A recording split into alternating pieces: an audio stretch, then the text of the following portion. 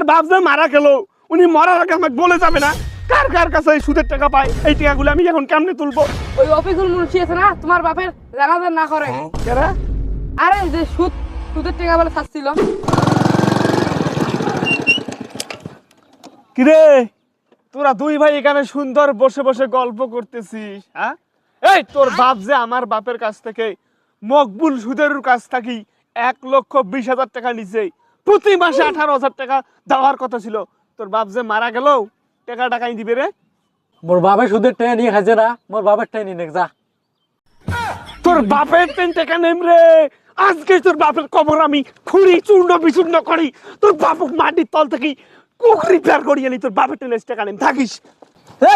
তুই কি করছিস? হ্যাঁ, মৃত্যু ব্যক্তির তুই কিসের কবর থেকে মৃত্যু ব্যক্তি আনি তুই টাকা নেবে? হ্যাঁ, বাপে নাই খাইছে সুদের টাকা নিয়ে। হ্যাঁ, তুই ভালো ভাবে ক, ওই ছোট কোনো কিছু বোঝে? হ্যাঁ, তুই কিসের মোর বাপের কবর থেকে মোর বাপক তুলে আনবো? হ্যাঁ, এই আমরা সুদারুরা কখনো ভালো করে কথা বলি না।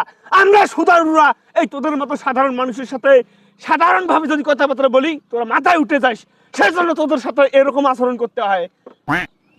আচ্ছা, বাপে কত টাকা নিয়ে খাইছিল হিসাব করে দাও। 1,20,000 টাকা তোর বাপ নিছে, 2 মাসের লাভ দিছে 18,000 কই 36,000, আর এই মাসের 18,000 টাকা লাভ কাই দিবে রে? ওইটা টাকা চাং ওই কয় বলে আমার বাপ মারা গেছে, আমার বাপক যে টাকা নি দেখ। এলে কড়া কথা গেলে কয় কথা কয়।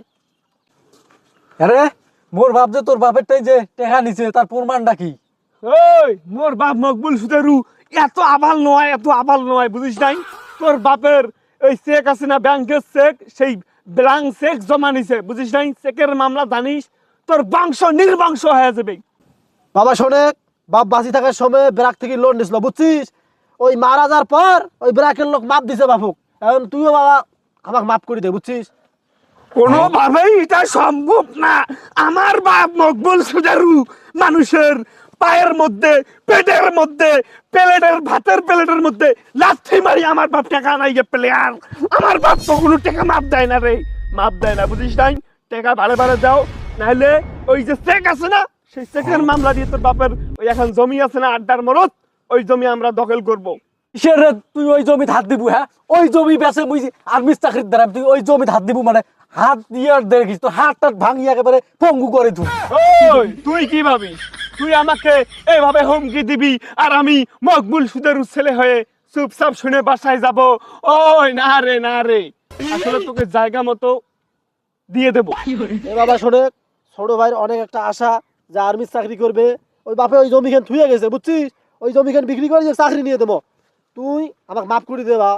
না না, তুই এটা যে কথাগুলো কবানছিস, এটা আমরা নাটক সিনেমা করতে আসছি, এখানে অভিনয় চলছে, ভিডিও শুটিং চলছে। এই শোন, মকবুল সুদেরু সম্পর্কে তো ধারণা নাই রে। জানিস না ইতিপূর্বে মকবুল সুদেরু কত মানুষের কলার ধরছে হাটে বাজারে, কত মানুষের লঙ্কি খুলে নিছে টাকার জন্যই। কারণ মকবুল সুদেরু জানে টাকার কি পাওয়ার, টাকা দিয়ে সবকিছু ফিনিশ করা যায়। তারপরে ওই একই কথা কইস। এলা বাবা শোন, আমরা দুই ভাই একটা টাকাও দিয়ে পার নাই, বুঝিস নাই? বাপে কি করি খাইতে নাই খায়, আমার ঠেন অত সম্বল নাই, আমার টাকা দিয়ে পার নাই। যা। হ্যাঁ, ভালো কথা তো, এটা তো ভালো কথা। আর আমি মকবুল সুদেরুর বেড়া কি করতে পারি সেটাই দেখবি। এই বুঝিস নাই আমরা কি করতে পারি, তুই এটাই দেখবি এখন। দাঁড়া, আমি দেখ এখানে বসে থেকেই সিস্টেম করবো। এই সর এখান থেকে, সর। এখানে আজকে বসে থেকে দেখ আমি সিস্টেম করতেছি, তোদের কিভাবে ঝামেলা করি আমি।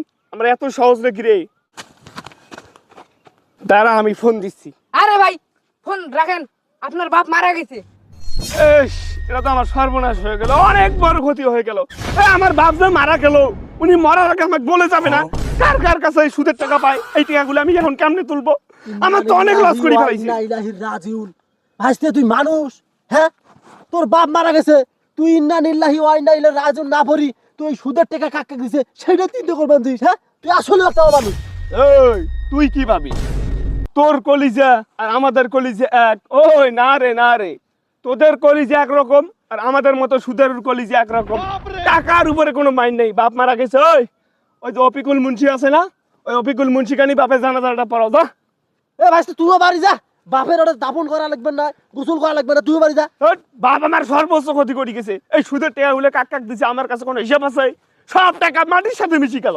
A few moments later.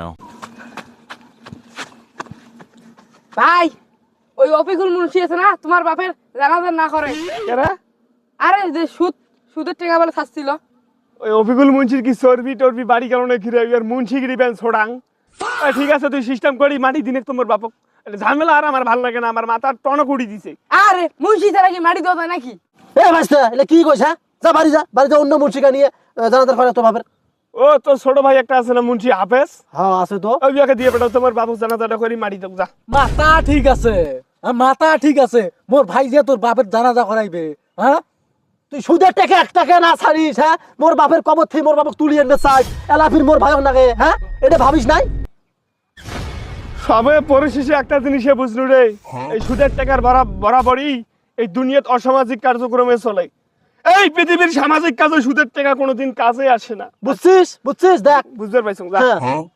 এই জীবনে শালা শোনেক ভাইস্তা মন খারাপ করিস না, আমার ছোট ভাই পাড়া দিবেন জি, তোর বাপের জানাজার হবে, চিন্তা করিস না যা। আরে বাবা আমার দোষ দিয়ে লাভ আছে, সুদের ঘরে আমি জন্মগ্রহণ করছি, আমি কি করব ক? তারপরে তো চেঞ্জ হওয়া লাগবে, বাপ যেটা করে কিছু ওটা করা যাবে না, বুঝিস নাই? আজকে থেকে বাদ দেবো। ঠিক আছে যা বাড়ি যা। আমি বুঝতে পারছি রে বাবা, আসলেই এই সুদ খাওয়াটা আসলেই সঠিক নয়, আমি বুঝতে পারছি।